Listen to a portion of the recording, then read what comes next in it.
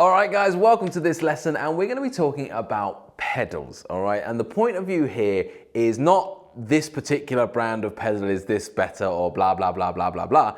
This is all just about basic guide to different pedals, like the kind of things you might want in your home studio setup. Again, always remember, what is your goal? Are you trying to create a home studio, a practice space? Do you have this much space or this much space? I'm giving you all the information you need so that you can make the right decision based on your space and your goals, okay? So, in a second, we're gonna go down, we're gonna start looking through the pedals, and I'm gonna advise you as to what you might want depending on different goals.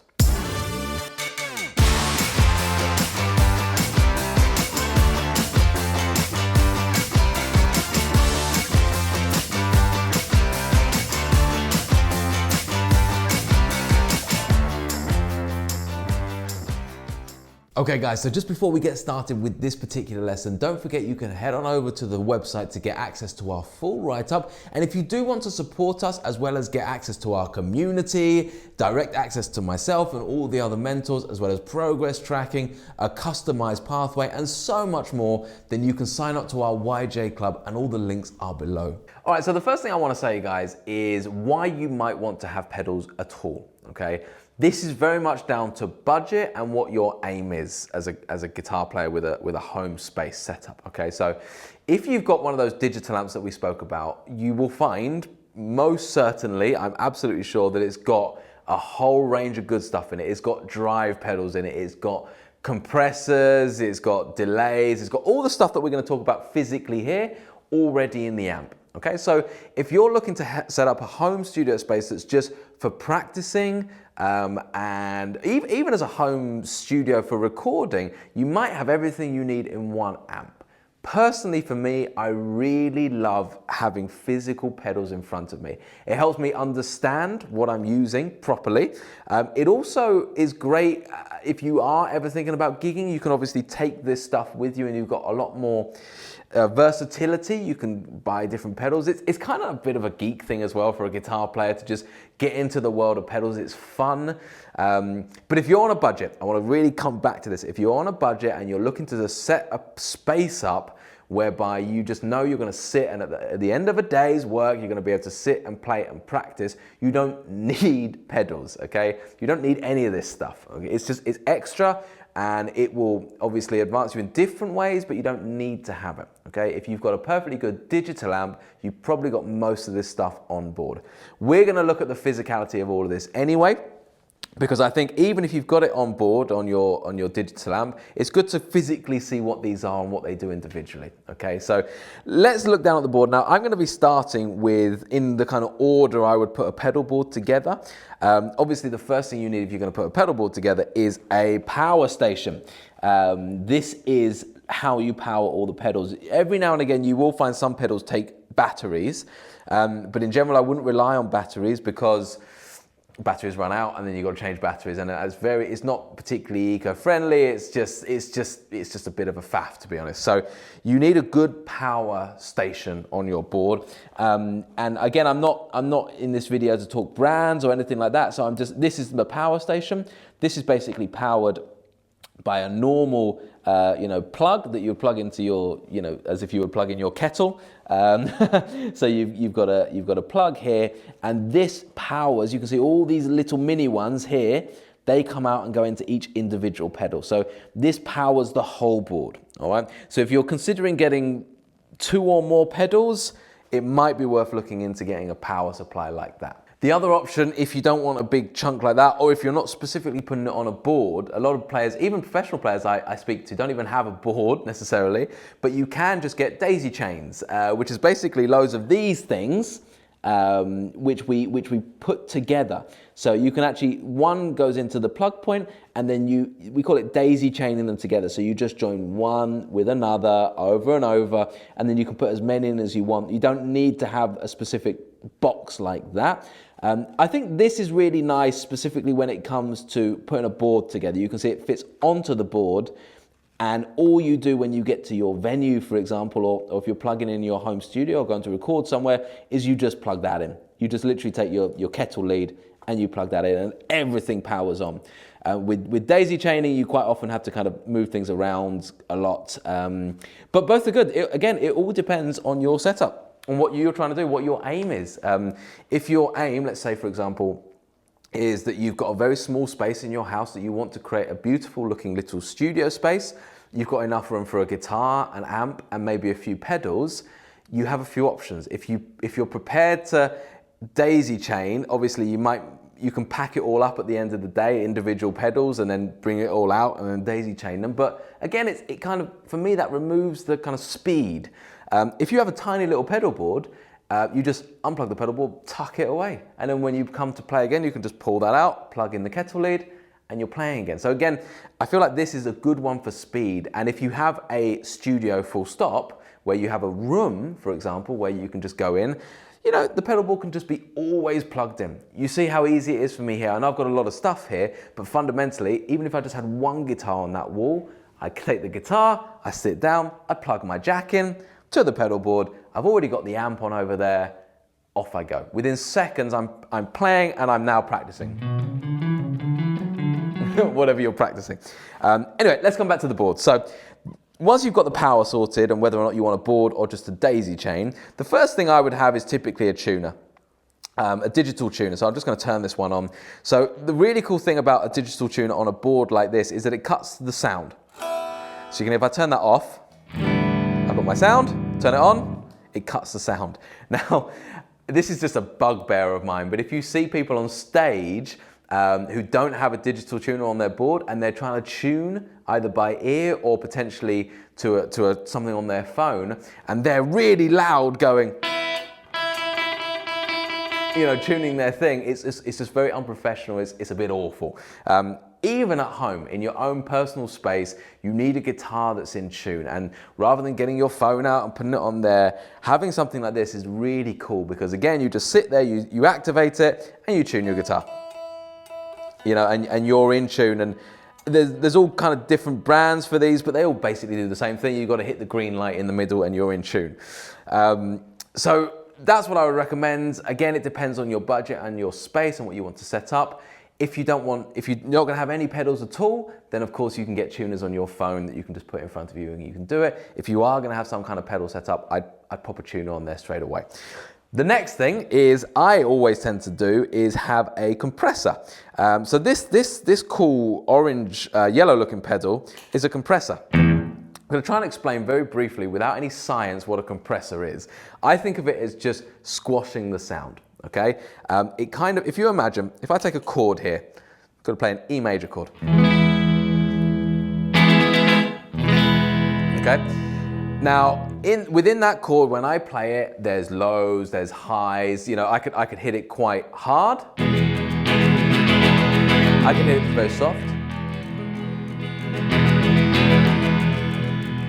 Okay, this is dynamic. This is a lot of dynamic movement happening there. I'm going from softs to louds and softs to louds. Okay, when I think of a compressor, the main thing I think is that it kind of squashes the dynamic. So your softs come up, your hards go down, and you get this balance in the middle. This is the kind of non-technical way that I like to think about it. So if I'm playing a lead part like this, as I hit parts harder, they jump out at you. If I put the compressor on, you can hit the soft parts are up and the high parts are down, as it were. So everything is much more stable. I'm trying to look for words to kind of describe it, but basically, you know, everything is in one kind of range, I would say is probably the best way to describe it. The compressor, I think, is a little bit of an essential thing to have, just because it gives you that option. And generally, if you're in a recording setup, compression is just so important.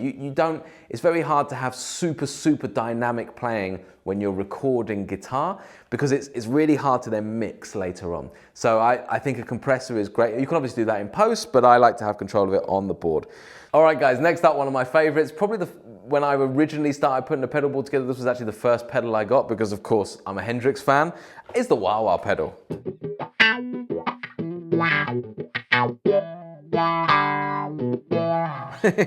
So the Wawa pedal is like an EQ back and forth. So we're kind of going from treble to bass like that. So treble, bass, treble, bass.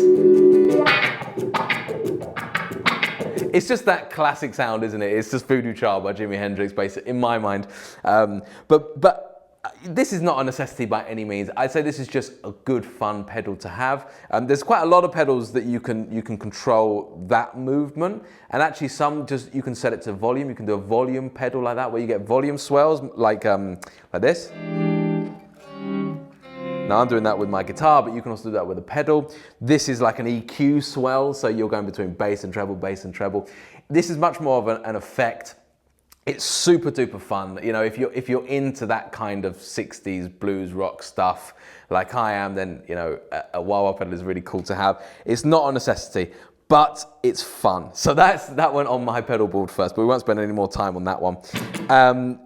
Next up, I would then go for a drive pedal. So I've got like a tube overdrive. So again, this comes down to my personality. I love Stevie Ray Vaughan, I love John Mayer, I love Eric Clapton. I like these kind of blues guys, and they typically have used in the past some kind of tube screamer type thing. I'm not going to get into any debate here. Basically, this is just a drive pedal, and there's drive pedals. There's so many things out there, but basically it's the sound of overdriven. So if you listen, there's my clean, and there's my overdriven.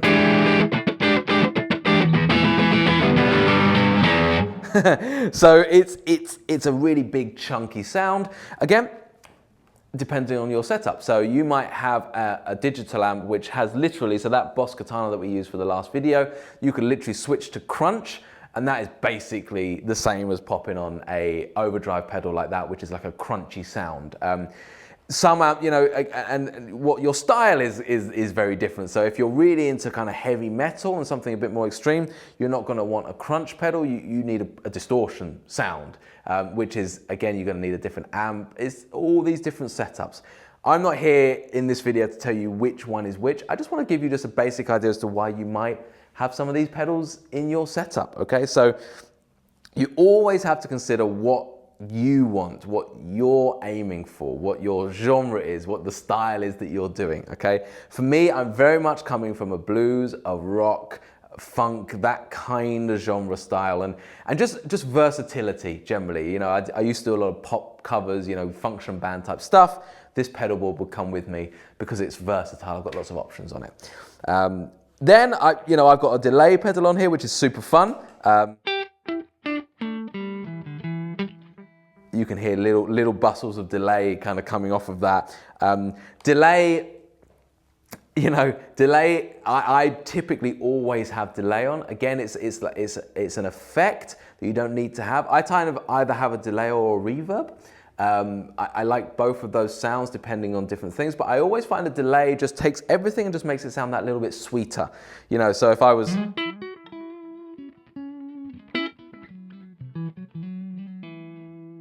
with that delay just very subtly having like little butterflies of your sound, whatever you're playing, it's kind of delaying it and then playing it later, but just kind of fading away. It's like little butterflies, it's just flying away and it sounds really beautiful. Suddenly, those real nice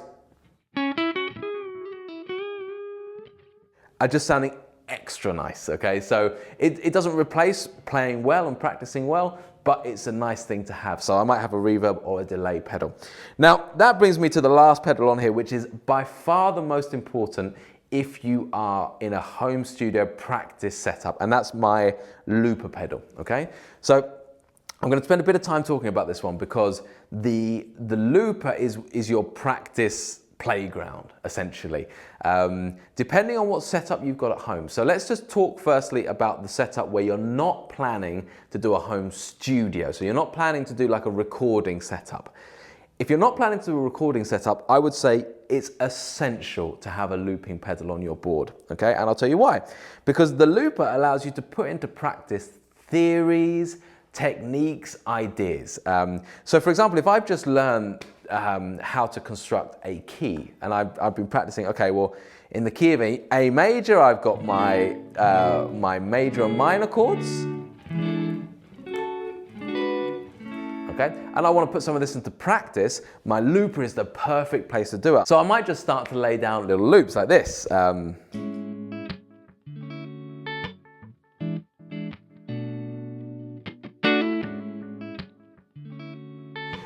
practicing my theory, I'm practicing my rhythm, I'm practicing my ears, you know, actually learning to listen to what I'm playing back.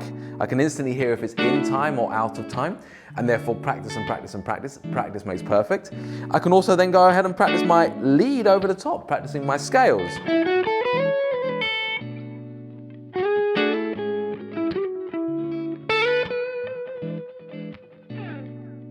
So, the looper really is my creative gateway, I like to think of it. If I'm not going to have a setup at home whereby I'm going to set a recording interface type thing, which we'll talk about, then this is an absolute essential. I really do think that, guys, is so powerful in terms of your practice. You are legitimately practicing theory, rhythm, creativity, lead, all in one box, okay? And you can see that the cool thing about having the board there is being able to go, okay, well, look, I'm going to lay down a little loop with a little bit of delay. Or, you know, I'm going to lay down a little loop with some delay, and then I'm going to play a little bit of lead with some gain over the top. It gives you the kind of creative freedom right there at your feet, okay? So that's it for my board, really, guys. There's so many pedals out there.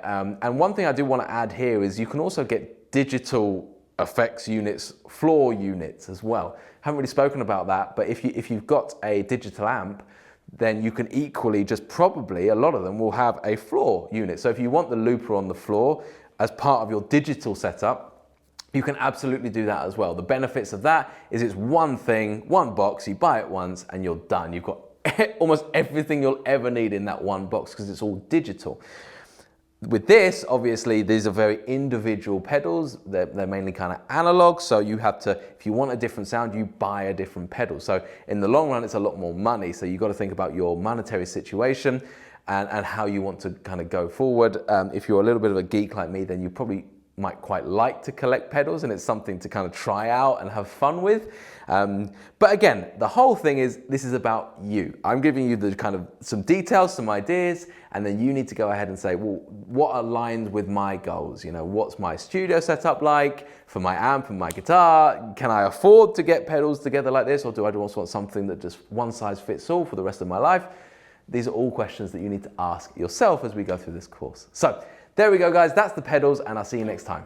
Okay, guys, that's it for this lesson. If you're looking for the next lesson, please do click here. If you're looking to start the whole series, then we've got the full playlist available right here. You can go from start to finish.